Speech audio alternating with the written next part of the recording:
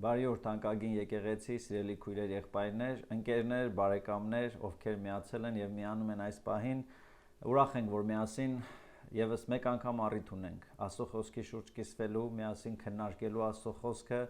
եւ մեր աղոթքն է եւ մեր հույսը, որ այսօրվա խոսքը, որ մենք պատրաստել ենք, ձեզ համար կլինի հոգեվոր օրհնություն եւ շինություն եւ կլուսավորի ձեր ճանապարհը, որ կյանքում ձեր ճանապարհը քայլեք վստահ իմանալով, որ Աստված ձեզ հետ է եւ առաջնորդում է ամեն քայլում։ Ողջույն, այո, նորից ողջույն սիրելիներ,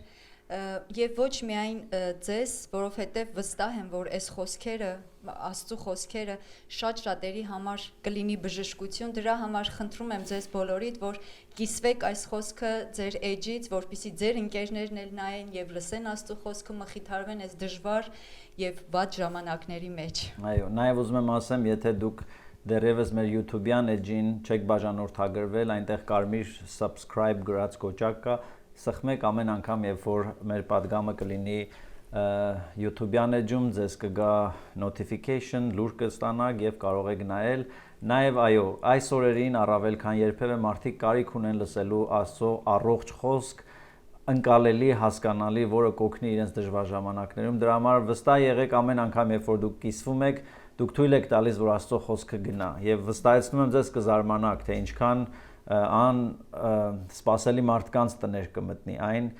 Այսօր սիրելիներ ուզում ենք փոքրիկ մի խոսքով կիսվել, որը շատ պարզ հասարակ Հիսուսի առակներից մեկն էր եւ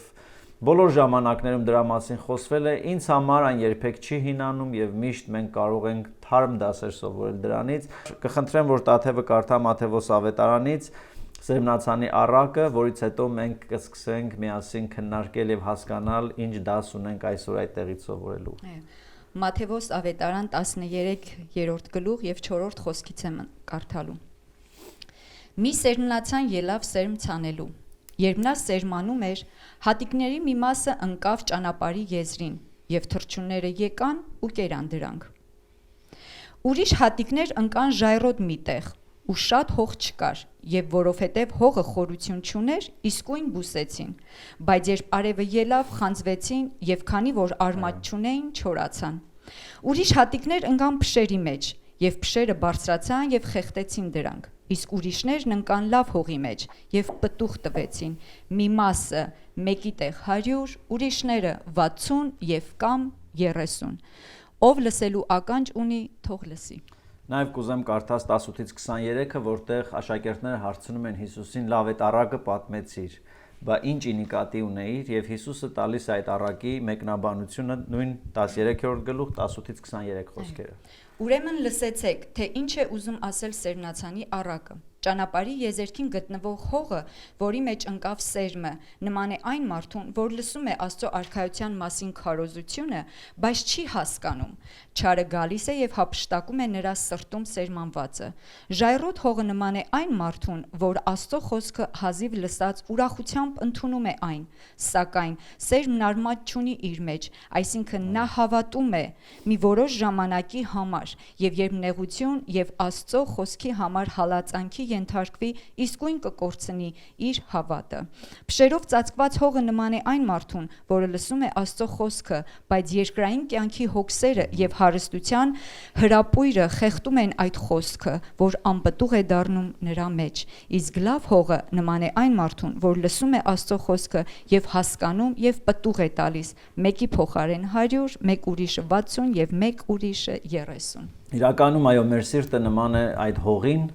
որի մեջ Աստծո խոսքը ցանվում է։ Հետաքրքիր է, որ բոլոր 4 դեպքերում խոսքը նույնն է։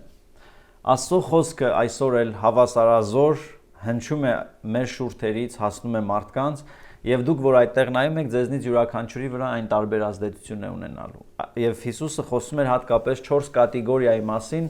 որոնց Աստծո խոսքը հասել է ինչ որ ձևով։ 4-ից ընդամենը մեկը պարարտ հողներ եւ պտուղ էր բերում։ Եվ այս ամբողջ առակը նրա մասին է, որ մենք պետք է պտուղ, այսինքն արդյունք տանք Աստծո արքայության համար։ Եվ ես այսօրվա պատգամը ուզում եմ վերնագրել այսպես. զբաղված, բայց անարդյունք։ Այսինքն մենք զբաղված ենք, բայց վերջում օգուտ, արդյունք դրանից չկա։ Հիսուսը սրա մասին էր խոսում, որ կարևորը նա է, որ սերմանված խոսքը հասնի մի վիճակի, որ արդյունք տա Աստծո թագավորության համար։ Եվ ես չեմ խոսա առաջի, երկրորդ եւ 4-րդ տեսակի մասին շատ, կարծում եմ, եթե կուզեք ինքնուրույն մի քիչ կսերտեք, կհասկանաք, հատկապես ուզում եմ ուշադրություն դարձնենք 3-րդ տեսակի վրա, որ ես հավատում եմ դա այն մարդիկ են, ովքեր ուրախությամբ խոսքը ընդունեցին եւ սկսեց սերմը աճել, աճեց, որոշ ժամանակ տևած դա, որովհետեւ սերմը մեկ օրվա, մեկ գիշերվա մեջ չի աճում, բայց եղավ այնպես ժամանակի ընթացքում, որ գրված է երկու բան խանգարեցին պտղաբերությանը, արդյունքին, կյանքի հոգսերը եւ հարստանալու հրապույրը կամ հարստանալու ցանկությունը։ Գիտեք, չկա կարծում եմ այս աշխարհում մի մարդ, որ կյանքի հոգսեր չունենա։ Եվ մենք նորմալ պետք է վերաբերվենք, երբ որ մեր կյանքում հոգսեր կան։ Բոլոր մարդիկ հոգսեր ունեն, բոլոր մարդիկ նպատակներ ունեն, բոլոր մարդիկ պարտականություն ունեն ընտանիքի առաջ, հասարակության առաջ, իրենց երեխաների առաջ։ Մենք բոլորս հոգսեր ունենք, սիրելիներ, եւ կարծում եմ չկա մի մարդ, որ չուզենա հարուստ լինել։ Երբ որ ես երեխա եմ եղել, այն ժամանակ եկեղեցու ընկալումս էր, որ Աստված հարուստներին չի սիրում։ Բայց Սուրբ Գիրքը, երբ որ կարդում ենք, հասկանում ենք, որ չէ, Աստված իր ժողովրդին սովորեցնում էր, որ դուք չեք կարող երկու տիրոջ ծառայել, Աստծուն եւ Մամոնային։ Դուք չեք կարող երկու տեր ունենալ կյանքում, ոչ թե հարստանալն է վատ բան, այլ տրվել հարստությանը եւ մնացած ամեն ինչը, ինչ որ Աստծո համար կարևոր է, դարձնել երկրորդական։ Այստեղ տեսնում ենք ուրեմն երկու բան՝ կյանքի հոգսեր եւ հարստանալու խաբեությունը կամ հրապույրը արդեն եղած քրիստոնյային խեղտեց, նշանակում է նեղացրեց, այնքան ճնշեց, որ քրիստոնյան չկարողացավ թագավորության համար արդյունք տալ։ Եվ այսօր մենք շատ ենք տեսնում մեր շրջապատում մարդիկ եւ ինքս ես հասկանում եմ, որ հեշտությամբ կարող եմ հայտնվել այդ վիճակում, որ դեռևս հավատում եմ Աստծուն, գալիս եմ եկեղեցի կամ քարոզ եմ լսում եւ այլը, բավարարվում եմ դրանով, բայց իսկական արդյունք կա արդյոք ինձանից թե չկա, եւ այսօր ուզում եմ յուրաքանչյուրս մեզ այդ հարցը տանք, որտեղ է մեր սիրտը, որ վիճակի մեջ է։ Իմ ծնողների սերնդի մեջ իրավունք չկար, որ իրենց երեխաները բարձրագույն կրթություն ունենան, իրավունք չկար, որ սպորտով զբաղվեն, երաժշտությունով զբաղվեն, որովհետեւ այդ բոլոր բաները համարվում էին աշխարհային։ Եվ չէիր կարող, եթե դու հավատացյալ էիր, դու պիտի միայն գիրք կարդայիր, աղոթեիր, եկեղեցի գնայիր եւ յոլա գնայիր։ Չէիր կարող լավ տուն ունենալ, մինչև Տեր Հիսուսը գար եւ բոլորը սպասում են, որ էսա Հիսուսը կգա, որովհետեւ Հիսուսը խոստացել էր, որ շուտով կգա։ Բայց ես կարծում եմ այս մոտեցումը անկեղծ էր, բայց մի քիչ ծայրահեղական էր։ Այնինչ այստեղ տեսնում ենք եւ ընդհանուր երբ որ Սուրբ Գիրքը կարդում ենք, հասկանում ենք, որ Հիսուսը ոչ թե ասում էր, որ դուք կյանքի հոգսերը մեկ քաշի կամ մեկ հարստության, այսինքն մեկ աշխատի, որ ունեցված կունենաք, որտեղ մեկ այլ տեղ ասում է իմաստուն հայրերը իրենց որդիների համար հարստություն են դիզում, ժառանգություն են դիզում եւ դրա մեջ ոչինչ սխալ չկա։ Սխալը նա է, որ մենք այս մի ծայրահեղությունից, որ հավատացյալը իրավունք չունի որևէ բանով զբաղվել, քան եկեղեցին է, մյուս ծայրահեղությունն է, որ մենք մոռանում ենք, որ մենք ամեն բանի մեջ, ամեն բանից առաջ կանչված ենք Աստծո համար պտուղ տալ։ Այս օրվա պատգամը նրա համար է, որ մենք հասկանանք, որ Հիսուսը ուզում է լինել մեր երկուշաբթի մեջ, երեքշաբթի մեջ, չորեքշաբթի մեջ, հինգշաբթի մեջ եւ ամեն տեղ ինչ բնագավառում, որ մենք կանք, աշխատենք եւ պտուղ բերենք Աստծո համար, միշտ հիշելով, որ այո, կյանքի հոգսերը պիտի տանենք, պիտի աշխատենք եւ ունեցվածք ձեռք բերենք եւ ուրիշներին էլ օգնենք, ինչպես Սուրբ Գիրքն ասում է, թե աշխատանքի ձգտես, այնպիսի գործ ունեցի, որ ոչ միայն քո կարիքը, ուրիշների կարիքներն է կարողանաս հոգաս։ Սրա մեջ սակայն կարևոր է, որ մենք թույլ չտանք, որ կյանքի հոգսերը եւ հարստանալու ցանկությունը մեզ խեղդեն։ Ինչպես է սա լինում։ Շատ ժամանակ մենք կարող ենք ընտրել այնպիսի schedule, աշխատանքային այնպիսի գրաֆիկ, որ մենք ամբողջությամբ դուրս մնանք ազատ ժամանակ ունենալուց։ Ես կարծում եմ, որպես քրիստոնյաներ, սիրելիներ, միշտ պիտի հասկանանք, որ չեմ թույլ տա ոչ մի բան գողանա իմ Աստծո հետ ունեցած ժամանակը եւ Աստծո համար օգտագործելու այն ամենը, ինչ ես կարող եմ։ Շարունակության մեջ ուզում եմ ցույց տամ, որ Հիսուսը ոչ թե ուզում է մեզ խլել, առանձնացնել, որովհետեւ այստեղ տեսնում ենք, որ հիմնականը զբաղվածությունն էր, որ մարդկանց խլեց, որովհետեւ որևէ մեկը չի կարող հարստանալ, եթե չզբաղվի։ Որևէ մեկը չի կարող կյանքի հոգսը քաշել ու դա իրանից ժամանակ չտանի։ Անկամ մայրերը, տան մայրերը, չէ, այսօր տաթևը տանն է անգլերեն ասած full-time mama, 3 երեխաների, այդ հոգսը դա time consuming, ժամանակատար մի մեծ առաջադրանք է, որ վազում ես սա ես անում, վերջում հասկանում ես, որ հոգնած քնելու ժամանակն է, բայց այս ամենի մեջ մենք պիտի զգույշ լինենք, որ չմոռանանք, որ թույլ չենք տալու, որ կյանքի հոգսերը մեզ խեղդեն, այլ ինչ որ անում ենք, երեխաներին դաստիարակելուց անգամ պիտի մտածենք, որ այո, իմ միսիան Աստծո համար օգուտ բերելն է։ Քո աշխատանքի տեղում դու կարող ես աշխատել, բայց հասկանալ, որ Աստված քո աշխատանքի վայրում քեզ կարող է օգտագործել։ Ոչ թե անջատվենք, կտրվենք այդ ամենից եւ միայն մտածենք, որ օ, պիտի Կիրակին գա, որ միանամ եւ կամ մի հոգեվոր բանով զբաղվեմ կամ ծառայություն անեմ, այլ ամեն ինչ որ մենք անում ենք մեր ուսման մեջ, մեր սովորելու մեջ, մեր աշխատելու մեջ, մեր հոգսերը քաշելու մեջ, շփումների մեջ, մենք միշտ պիտի հիշենք, որ Աստված հենց դրա մեջ էլ ուզում է, որ մենք լինենք Աստծո ծառաներ։ Այո, որովհետև իրականում մեր ծառայությունը, երբ որ Տեր Հիսուսը ասեց, չասեց գնացեք եկեղեցում շատ լավ փառաբանություն արեք, լավ քարոզ տվեք, ասեց գնացեք ամբողջ աշխարհը ավետարանը քարոզեք, այսինքն մեր կյանքի, մեր ապրելու, մեր ծառայության նպատակը, որ դուրս գանք մարդկանց մեջ, ոչ թե պահկվենք մարդկանցից, ինչքան էլ որ մեղավոր է այդ մարդը, մենք գիտենք իր մեղքերը, ինքն է շատ լավ գիտի, բայց մեր միսիան դա է, որ մենք մեր սերը ցույց տանք, այն ինչ որ մենք ենք ստացել։ Այո, եւ հաջորդ հատվածը, որ ուզում եմ կարդամ, ավելի པարզ կդարձնի, ինչ ինիկատի ունենք սա ասելով, որ որպես քրիստոնյա մենք չլինենք այդ երրորդ տեսակի պես, որ կար, աճեց, բայց խեղդեց իրեն կյանքի հոգսերը եւ հարստանալու խաբեությունը ու դարձրեց անարդյունք, զբաղված էր, բայց Աստծո համար անարդյունք էր։ Հիմա կխնդրեմ, որ Տաթևը կարդա մեր հաջորդ համար այսօրվա, որ գրված է Ղուկաս ավետարան 5-րդ գլուխ 1-ից 7 համարները։ Հիսուսը կանգնած էր Գենեսարեթի լճի եզերքին, երբ ժողովուրդը սկսեցին հավաքվել նրա շուրջը Աստծո խոսքը լսելու համար, նա 2 նավակ տեսավ լճի ափին։ Ձկնորսները նավակից դուրս եկած իրենց ուռկաններն էին լվանում։ Հիսուսը մտավ նրանցից նավակներից մեկը, որը Սիմոնին էր պատկանում, եւ խնդրեց նրան, որ նավակը ցամաքից մի քիչ հեռացնի։ Եվ նավակի մեջ նստած սկսեց ուսուցանել ժողովրդին։ Երբ նա իր խոսքը վերջացրեց, ասեց Սիմոնին. «Մի քիչ ավելի խորը տար նավակը եւ գցեք ձեր ուռկանները ձուկ որսալու համար»։ Սիմոնը պատասխանեց. «Վարդապետ, ամբողջ գիշեր հոգնեցինք եւ ոչինչ չբռնեցինք, բայց քո խոսքի համար ուռկանները կգցենք»։ Ուռկանները գցեցին եւ մեծ քանակությամբ ձուկ բռնեցին դրանց մեջ, այնքան որ նրանց ուռկաները սկսեցին պատռվել։ Այն ժամանակ նրանք նշան արեցին իրենց գործընկերներին, որոնք մյուս նավակի մեջ էին, որ գնան եւ օգնեն իրենց։ Նրանք եկան եւ 2 նավակներն էլ լցրեցին ընկղմվելու աստիճան։ Շատ գեղեցիկ պատմություն է, ուրեմն 2 ձկնորսներ պատահական իրենց առօրյայի համար իրենց բիզնեսն էին անում, իրենց ձկնորսությունն էին անում, այդ օրը անհաջող էր եղել նրանց համար, շատ բան չէին կարողացել որսալ եւ երևի մի քիչ հիասթափված իրենց ուռկաններն էին լվանում եւ հանկարծ հայտնվում է Հիսուսը։ Գիտեք, Հիսուսի մասին հրաշալին նա է, որ ինքը հայտնվում է ամենաանսպասելի պահերին։ Այն պահին, երբ որ դու չես սպասում, այն պահին, երբ որ դու մտածում ես, որ քո կյանքն ամբողջությամբ ձախողակ է, քո ամուսնությունը, քո ընտանիքը, քո երեխաների դաստիարակության մեջ ձախողվել ես, չի ստացվում, Հիսուսը գալիս է այնքան սովորական, այնքան հանգիստ, այնքան անսպասելի։ Եվ ամեն անգամ, երբ որ Հիսուսը գալիս է, նա քեզ համար լավ ծրագիր ունի, բայց կարևոր է մեր համագործակցությունը Հիսուսի հետ։ Այստեղ տեսնում ենք գրված է, որ նա մոտենում է Սիմոնին եւ Սիմոնին խնդրում է մեկ բան։ Գիտեք, Հիսուսի այս տեսակը, այս իր էությունը շատ ինձ հիացնում ու զարմացնում է, որ նա լինելով Տեր ու Տիրական ամեն ինչի, այդ նա թակում է մեր սիրտը զգուշությամբ։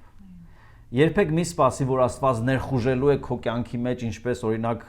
հոլիվուդյան կինոներում տեսնում ենք FBI-ը մտավ, ջարդեց, բռնեց, գերեվարեց, չի լինելու այդպիսի բան, որ Աստված քո կյանքը ներխուժի զորով, կրնամեղ բնական կյանքի դրվագներում թակելու է քո սիրտը եւ երանի նրան, ով որ կլսի Տիրոջ ձայնը եւ կարձագանքի։ Եվ մոտենում է Սիմոնին ու ասում է. «Թույլ կտաս նավակը օգտագործեմ»։ Ինչ էր նավակը Սիմոնի համար։ Ուզում եմ մտածենք դրա մասին։ Մենք բոլորս սիրելիներ նավակ ունենք մեր կյանքում եւ Սիմոնի նավակը իր համար իր բիզնես աշխարհն էր։ Սիմոնի համար իր նավակը իր հաղորդակցության շրջանակն էր։ Սիմոնի համար իր նավակը իր ազդեցության ոլորտն էր, այդտեղ էր ինքը ծկնորսները ընդհանրապես գլուխ գովան են եւ այդտեղ ինքը երևի ամենալավն էր, ազդեցիկն էր, ամենաշատ պատմությունները ուներ։ Սիմոնի համար իր նավակը իր եկամուտի աղբյուրն էր։ Եվ Հիսուսը մոտենում է նրան, ասում է. «Թույլ կտաս ես օգտագործեմ քո բիզնես աշխարհը։ Թույլ կտաս ես օգտագործեմ քո հաղորդակցության շրջանակը։ Թույլ կտաս ես օգտագործեմ քո ազդեցության ոլորտը։ Թույլ կտաս ես օգտագործեմ քո եկամուտի աղբյուրը»։ Եվ Սիմոնը զարմացած, հոգնած, գիտեք, Աստծուն ծառայելը միշտ գին է պահանջում։ Այնպես չէր, որ Սիմոնի կյանքում ամեն ինչ լավ էր, մտածում էր Հիսուսն էլ գա իմ նավ, չէ, շատ անհարմար պահի էր։ Սիմոնը գուցե մտածում էր, գուցե պարտքեր ուներ վճարելու, մտածում էր այսօրվա ձուկը կբռնեմ, կտանեմ ու չէր բռնվել ոչինչ, ու ինքը մտածում էր, որ ինչ եմ անելու, մտած բաղ էր, հոգսաշատ էր։ Եվ այդ պարագայում հենց Հիսուսն ասում է. «Թույլ կտաս նավակդ մտնեմ»։ Եվ Սիմոնը համաձայնվում է, Հիսուսը մտնում է նրա նավ եւ քարոզում է նրա նավից։ Այսօրվա падգամի կարևոր բանը նա է։ Խոսեցինք, որ երրորդ տեսակը Սերնացանի առակի մեջ այն մարդիկ էին, ովքեր կյանքի հոգսերը եւ հարստանալու ցանկությունը խեղդել էին։ Շատ քրիստոնյաներ մտածում են, որ մենք պիտի անենք այս հոգսը եւ մարդկանց երբ որ խրախուսում ես Աստծուն ծառայելու, ասում են դե աղբերս զբաղված եմ, գործերը շատ է եւ այլ, այս պատմությունը ցույց է տալիս, որ շատ լավ որ շատ զբաղված ես, շատ լավ որ շատ անելիքներ ունես, շատ լավ որ դու ամեն օր չէ որ եկեղեցու մարդկանց հետ ես, դա նշանակում է դու շատ ավելի մեծ հնարավորություն ունես նավը քո տաս Հիսուսին, որ նավի միջից Հիսուսը քարոզի մարդկանց։ Սա է կարևորը, որ մենք դուրս գանք այն ծայրահեղությունից, որի մեջ ես եղել եմ մանկությունում, երաժշտական դպրոց չէր կարելի, սպորտ չէր կարելի, բիզնես չէր կարելի, բայց այդ ոլորտի մարդիկ ինչպես պիտի փրկվեին։ Սիրելիս, Աստված քեզ դրել է, գուցե բուժաշխատող ես, գուցե ուսուցիչ ես, գուցե բիզնես ոլորտի մարդ ես, բժիշկ ես, որտեղ որ կաս, դու շփվում ես մարդկանց հետ, որոնց հետ ես չեմ շփվում։ Եվ Աստված ուզում է քո նավակը օգտագործել, քո ազդեցության ոլորտը, եկամուտի ոլորտը, քո հաղորդակցության շրջանակը, քո բիզնես կապերը օգտագործել։ Եվ եթե նայում ենք Գործք առաքելոցը, մենք տեսնում ենք ավետարանը արդյունավետ շարժում էր այն ժամանակ, երբ որ եկեղեցու ամեն անդամը հասկանում էր, որ ինքը ավետարանը տանող մի անձնավորություն է եւ ամենաազդեցիկ շփումները լինում էին բիզնես կապերի մեջ, հաղորդակցությունների մեջ, մարդիկ ուր որ գնում էին իրենց գործերի մեջ, թույլ էին տալիս Հիսուսը իրենց նավակը օգտագործեր։ Այսօր ուզում եմ, որ մենք այս որոշումը ունենանք, որ գուցե դուք ամեն օր գնում ես գործի, հատկապես կորոնայի պայմաններում շատ մարդկանց հետ չես կարողանում շփվել, 1-2 հոգի։ Եվ ես չեմ ասում, որ դու անպայման գնաս հոգևոր դիրք ընդունես,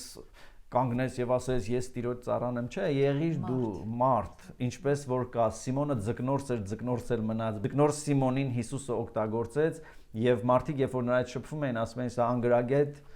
մարդ է, հասկանում էին որ նա կրթություն չունի, բայց դա չէր խանգարում որ Հիսուսը օգտագործեր այդպիսի մարդուն։ Ինչպեսին որ կաս, ինչ մասնագիտություն որ ունես, թույլ տուր Հիսուսը օգտագործի դա աղոթի ամեն օր, ասա Տեր, ես գնում եմ իմ աշխատանքին, ես գնում եմ իմ ձկնորսությանը, ես գնում եմ անելու այն ինչ որ ես կարող եմ անել, բայց այդ ամենի մեջ դու սրտիդ մեջ իմացի որ այդ զբաղվածությունը քեզ չպետք է դարձնի անարդյունք։ Լավ է որ մենք զբաղված ենք ամեն օր, բայց երակի ու քառակի ու հարուրապատիկ լավ է, երբ որ մեր զբաղվածության մեջ հանուն թագավորության մենք արդյունավետ ենք, պտղաբեր ենք։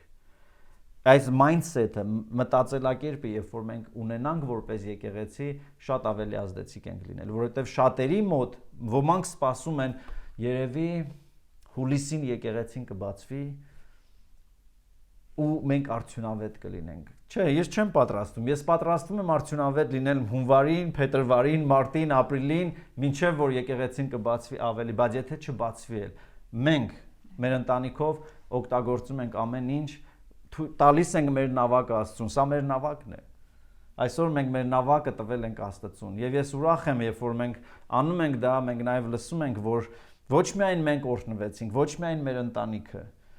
այս պատմության մեջ ասում է, երբ որ նրանք իրենց նավը տվեցին եւ Հիսուսը ծառայեց իրենց նավից, հանկարծ այնպիսի հաջողություններ սկսեցին իրենց կյանքում, որ նրանք սկսեցին ուրիշներին կանչել, ասել եկեք մեզ օգնեք, առատություն էր, ուրախություն էր, ֆինանսական առատություն էր, լավը զգալու այդ պահեր, չէ, հաջողությունը իր նավակ էր եկել, նավը լիքն էր ձկներով, մնացածը կարող էին անգամ նախանձել։ Ամեն անգամ, երբ որ մենք մեր կյանքը անմնացորդ, մեր ծառայությունը, մեր զբաղվածության տեղը տալիս ենք Հիսուսին,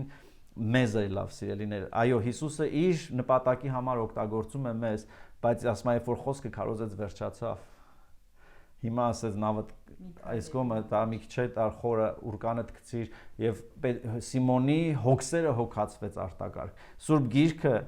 Մարգարեական գրքերի մեջ խոստում ունի, ասում է այն օրը ես ցույց եմ տալիս Աստծուն ծառայողի եւ չծառայողի տարբերությունը։ Սիրելիս, դու կարող ես Աստծուն ծառայել։ Կարող ես Աստծուն ծառայել քո բիզնես աշխարհի կապերը օգտագործելով։ Դու կարող ես Աստծուն ծառայել քո հաղորդակցության շրջանակի մեջ Քրիստոսի լույսը լինելով։ Դու կարող ես Աստծուն ծառայել քո ազդեցության ոլորտի մեջ Տիրոջ լույսն ու ներկայացուցիչը լինելով։ Կարող ես Աստծուն ծառայել քո եկամուտները, քո միջոցները նվիրաբերելով Աստծո արքայության գործի համար, եւ Աստված քեզ ավելիով պիտի օրհնի։ Եվ մենք շատ հաճախ տեսնում ենք Հիսուսի այս ծառայության դրվագը տեսնում ենք, բայց մեկ այլ պատմություն, որ մարդիկ ասեցին, սա դիվահար է եւ մենք ինչու պիտի լսենք սրան։ Իմ վրա այդ խոսքերը շատ էին ազդել, որովհետեւ ես որպես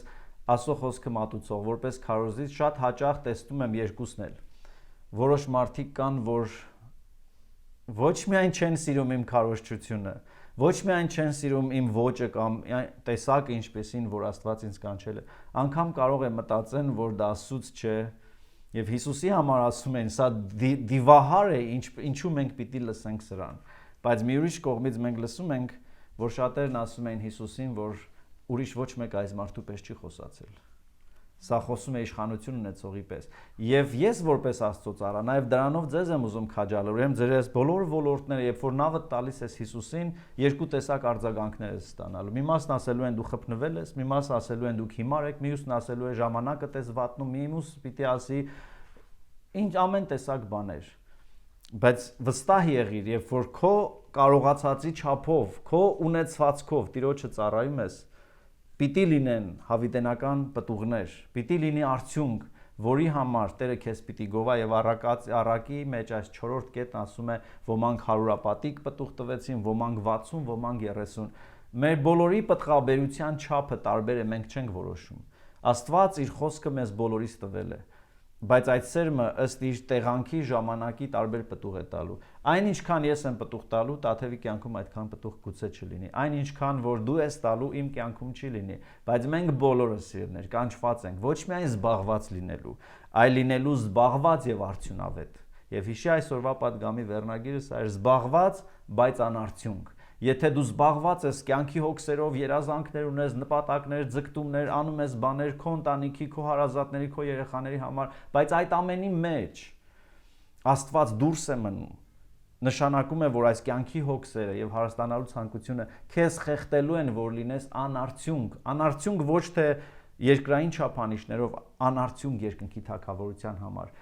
Աստված հեռու պահի մեզ, որ մենք լինենք զբաղված եւ անարդյունք։ Իմ աղոթքն է, որ մենք լինենք զբաղված այն բոլոր պարտավորություններով, բիզնեսով, կրթությունով, ինչ որ Աստված մեր առաջ դրել է, բայց այդ ամենը օգտագործենք հանուն թագավորության, որպեսզի արդյունք լինի Տիրոջ անունի համար։ Շատ ժամանակ մենք պտուղ ենք տալիս, չգիտենք, որ պտուղ ենք տալիս, բայց ուզում եմ միշտ սա քո մտքի մեջ լինի, որ աշխատանքի վայրում եմ, դպրոցում եմ, ընտանիքում եմ, փողոցում եմ, քայլում եմ, ամեն տեղ Հիսուսը կա եւ ամեն տեղ ես Աստծո ծառան եմ։ Ոչ թե սպասեմ, որ Կիրակի օրը գա, նստեմ, լսեմ, մի բանի էլ մասնակցեմ, այլ ամեն տեղ որ գնանք, ամեն տեղ մեր նավակը պետք է Հիսուսին, որ նա օգտագործի։ Դա Աստված, որ նա մեզ բոլորիս իր փառքի համար օգտագործի եւ մեր նավակը ոչ միայն ձգնորսության գործիք լինի մեր ընտանիքի համար, այլ մեր նավակը դառնա Հիսուսի բեմը, Հիսուսի ձայնը եւ շատերը մեր բիզնեսի, մեր հաղորդակցության, մեր ազդեցության շրջանակի մեջ տեսնեն ու լսեն Հիսուսին։ Եվ ամենակարևոր բաներից մեկն է թույլ տանք, որ Տերը էտի մեզ, որովհետեւ երբ որ ծառը էտում ես, ավելի լավ պտուղ է տալիս։ Որն է քո նավակը, անկախ քո տարիքից, անկախ քո կրթությունից, անկախ քո ծննդավայրից, անկախ քո հոգեվոր փորձառությունից, դու նավակ ունես, որ Հիսուսը գրված է Սիմոնին ասեց նավակդ կտաս։ Աղոթենք միասին։ Տիրոջը ասենք, այո, տալիս եմ իմ նավակը քեզ։ Հայր, մենք շնորհակալ ենք քեզնից։ Շնորհակալ ենք քո խոսքի համար, շնորհակալ ենք քո հավատարմության համար, շնորհակալ ենք քո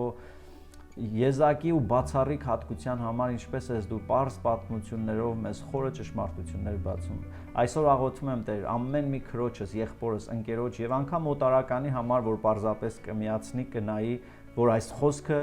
Սուրբ Հոգու ձեռքով հասնի նրանց սրտին եւ մարդիկ դառնան ու հասկանան, որ կյանքում կան ժամանակավոր բաներ եւ հավիտենական եւ դու մեզ պատվիրել ես, որ մենք ժամանակավոր բաները օգտագործենք հավիտենական կյանքի մեջ վարձք ունենալու համար։ Գանձեր դիզեք երկնքում, սա բարի խրատ է, որ մեզ տվել ես, ոչ թե մի հրաման է, որ դու բարկացած մեզ տվել ես, այլ դու մեզ ցույց ես տվել, որ երկրի վրա ժանգը, ցեցը կարող է վնասել այնինչ մենք երկար տարիներ կուտակել ենք, բայց երբ որ մենք մեր երկրային ռեսուրսները օգտագործում ենք երկնքում գանձ դիզելու համար, ոչ գողը, ոչ ցեցը ու ոչ մի բան չի կարող այն վնասել, Հայր։ Պատղաբեր արա մեզ։ Աղոթում եմ, որ մենք որպես եկեղեցի, մենք որպես քրիստոնյաներ ոչ թե լինենք զբաղված, բայց անարդյունք, այլ լինենք զբաղված ամեն ինչի մեջ քեզ համար արդյունք բերող մարդիկ։